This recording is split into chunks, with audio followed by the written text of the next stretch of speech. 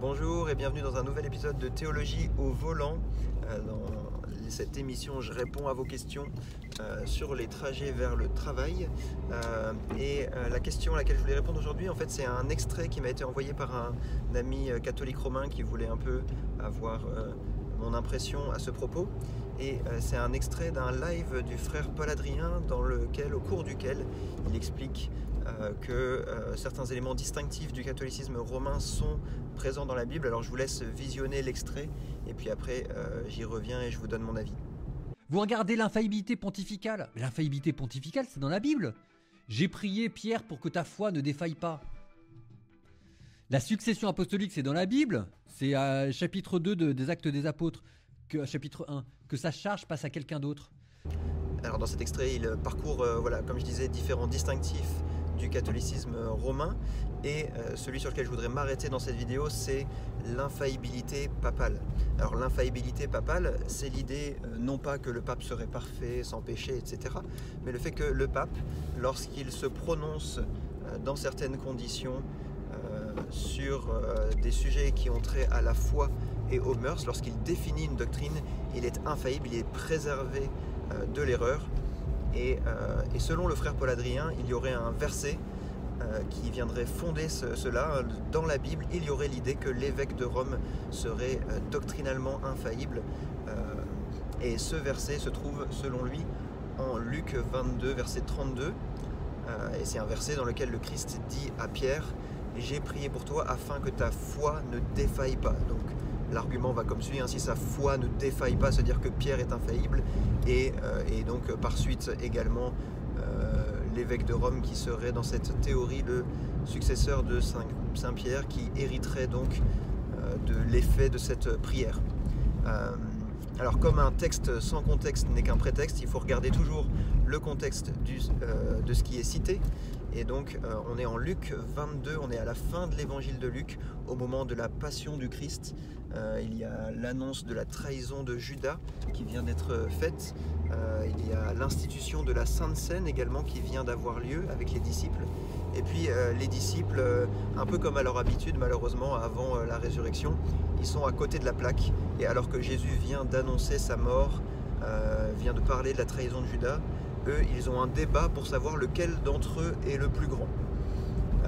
Et c'est dans ce contexte que Jésus les ramène un peu au sérieux et leur dit « Satan vous a réclamé pour vous passer au crible, pour vous mettre à l'épreuve. Mais toi, Simon, j'ai prié pour ta foi, j'ai prié pour toi, afin que ta foi ne défaille pas. » Et puis Simon Pierre enchaîne en disant mais moi j'irai même en prison pour toi, je me ferai arrêter pour toi. Et Jésus lui annonce qu'en fait il va le renier 3 fois dans les heures qui vont suivre. Donc c'est un contexte en fait assez tendu dans lequel surgit cette déclaration de Jésus. Et dans le contexte, l'apôtre Pierre ne s'apprête pas du tout à faire une déclaration doctrinale, il ne s'apprête pas non plus à faire une déclaration morale quelconque. L'enjeu n'est pas du tout que sa doctrine soit préservée, mais l'enjeu c'est que l'apôtre Pierre va être mis à l'épreuve comme jamais il l'aura été dans sa vie.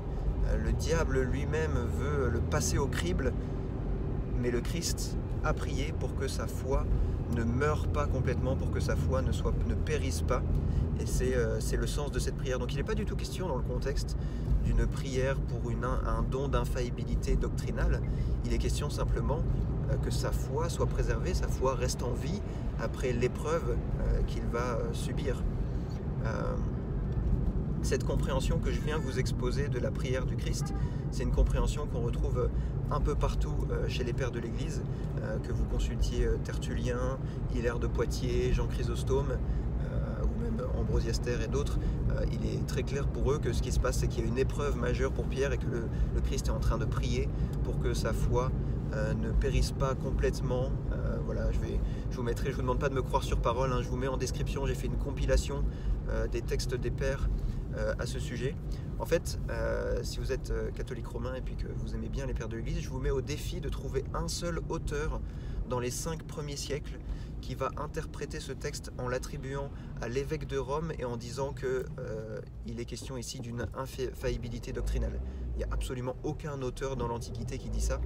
Je suis assez confiant là-dessus puisque j'ai consulté avant de faire cette vidéo Ancient Christian Commentary, qui est une compilation des commentaires des pères. J'ai consulté Catena Bible, qui est aussi une compilation de commentaires des pères. J'ai consulté BibliQuest, qui est un super site qui est créé en collaboration avec le CNRS et qui compile pour ce verset biblique 61 moments où les pères en parlent, et en les consultant, j'en ai trouvé aucun qui interprétait ce texte en ce sens. À chaque fois qu'ils expliquent ce que ça veut dire, que la foi de Pierre ne va pas défaillir, et bien ils expliquent ce que je viens de vous dire, à savoir que le Christ a prié pour que la foi de Pierre ne soit pas annihilée malgré cette épreuve, mais qu'elle reste bien en vie. Donc voilà, je vous lance le défi. À mon avis, même avant le XIIIe siècle, il n'y aura pas d'auteurs qui défendent ça, mais je vous lance le défi au moins pour les 5 premiers siècles de trouver cela. Mais alors, qu'est-ce qu'on peut retenir de ce texte? Quelle est la leçon spirituelle de ce texte pour nous aujourd'hui? Eh bien, je dirais exactement, comme le dit Jean Chrysostome lorsqu'il commente ce texte, que la leçon, c'est que le Seigneur ne nous laisse pas traverser des épreuves qui sont au-delà de nos forces et qui viendraient détruire nos foi. En fait, c'est pas simplement Chrysostome qui le dit, c'est l'apôtre Paul qui dit « Le Seigneur ne permettra pas que vous soyez tentés au-delà de votre force, et avec la tentation, il prévoira également le moyen d'en sortir. » La bonne nouvelle, c'est que le Christ non seulement a prié pour Pierre dans cette épreuve, mais qu'ici, il nous délivre un exemple de ce que le Christ a fait pour nous tous. En effet, en Jean chapitre 17, on voit que le Christ prie pour ceux que le Père lui a donnés, et en faisant cela, il accomplit ce qu'il avait annoncé en Jean chapitre 6, où il dit « La volonté de mon Père, c'est que je ne perde aucun de ceux qu'il m'a donnés, mais que je le ressuscite au dernier jour. » Et la volonté du Père va s'accomplir, le Christ va réussir la mission qui lui a été confiée par le Père. Aucun de ceux qui ont été donnés par le Père au Fils ne seront perdus. Ceux que la Bible appelle les élus seront sauvés. C'est une promesse qui est réitérée à différents endroits. Dans l'épître de Paul aux Philippiens, il est déclaré « Celui qui a commencé en vous cette œuvre bonne, l'achèvera, l'amènera à son terme. » Il y a également en Romains chapitre 8 la promesse que ni le présent, ni l'avenir, ni la vie, ni la mort, ni aucune autre créature, ni le péril, ni l'épée, ni la persécution ne pourra vous séparer de l'amour de Dieu manifesté en Jésus-Christ.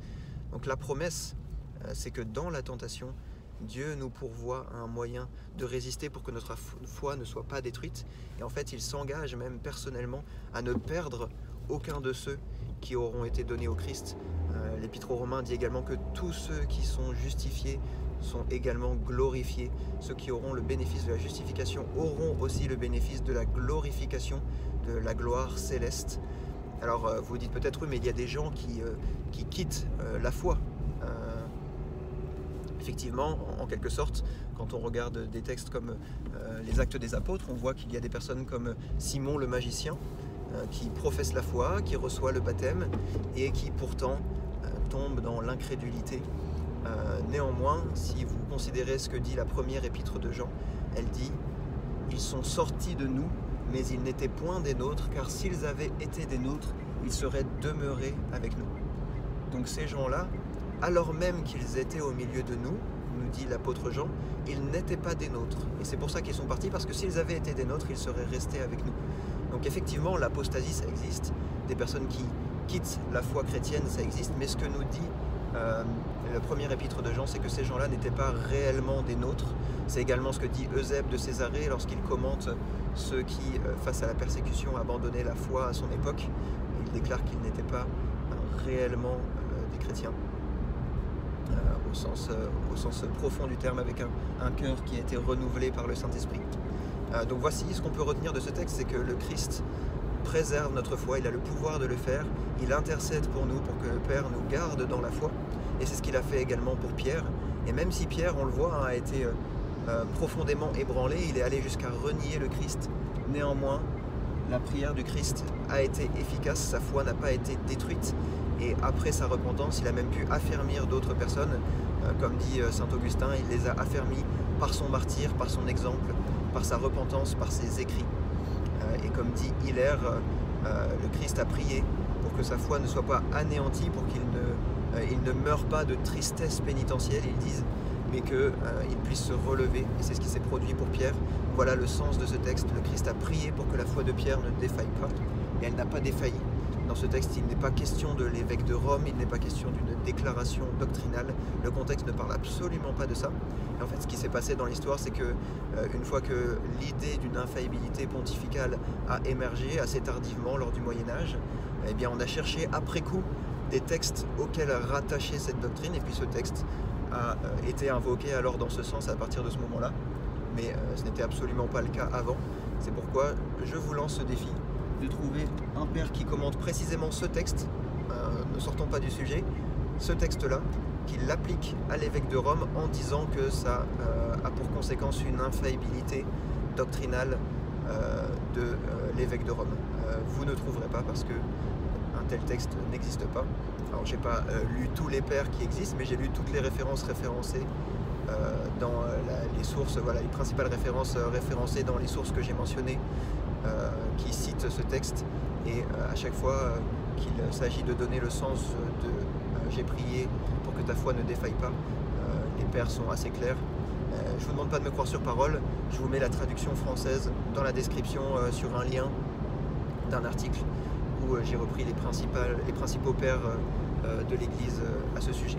Et moi je vous dis à bientôt pour une prochaine vidéo de réponse à vos questions dans ces épisodes de Théologie au volant. Pour ceux qui se poseraient la question, est-ce qu'on a le droit de se filmer au volant? Est-ce que c'est légal? Oui, sous certaines conditions. On n'a pas le droit d'avoir un écran actif allumé vers soi. On a le droit de le faire si on se filme par un appareil qui n'a pas d'écran allumé vers soi. Alors soit on a un téléphone qui est mis de dos, soit une autre caméra. Voilà, c'est les conditions. La seule raison légitime dans la loi française d'avoir un écran allumé vers soi, c'est l'utilisation d'un GPS. Voilà, donc ne vous mettez pas en danger en vous filmant au volant de manière illégale. Utilisez les moyens légaux, s'il vous plaît.